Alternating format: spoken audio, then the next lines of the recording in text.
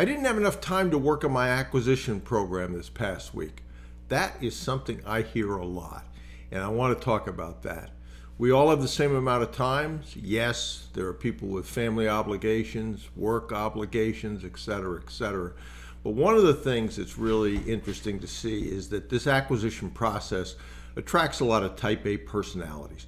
Those people think, and I used to be one of these, that no one can do the job as well as they can do it, so they do it themselves. Now that's okay, I guess, if you're a one-man show. But if you want to grow an organization, and recently I've talked about two mentees that have 9 and 10 acquisitions. One of them has more than 100 employees, the other one has about 180, so large organizations. So they went from basically doing it themselves. Yes, they had a board, yes, they had professionals, but they did most of the heavy lifting, to now there's 100 or 180 people that need to be managed. That is a big, big problem if you don't know how to delegate. And so one of the things to be able to do, take a look at what you're doing now. Decide, is this the highest and best use of my time? If it is, great. If it's not, and I suspect there's a lot of things that aren't, look at how you can add somebody. Yeah, that sounds great, Bruce, but I can't afford it. Okay, so let's talk about that. I recently hired a VA in the Philippines.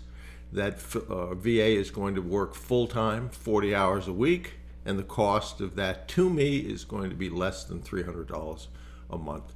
Different parts of the world have different standards of living and costs, and that's a going wage in the Philippines. So most people can find a way to come up with less than $300 a month for full-time help. And then look at the situation to say, okay, how can that person help me? What can they do? And when you do anything, think about, is this the highest and best use of my time? And if not, who can I delegate it to and how can I delegate it to? Super important if you want to grow an organization. If you want to remain a one-person business, not that important. You can do everything yourself if you choose to. I'd argue as well in that case it doesn't make sense. But oftentimes the excuse of I don't have the money is what people rely on to say why they can't bring on additional help. But not only will it be a good learning experience if you've never managed people again, but it's reasonably inexpensive. So I hope that that helps. If you are looking to do this acquisition journey and you still need help in the steps, etc., go over to brucewhipple.com. You'll find free resources, paid resources, coaching, etc.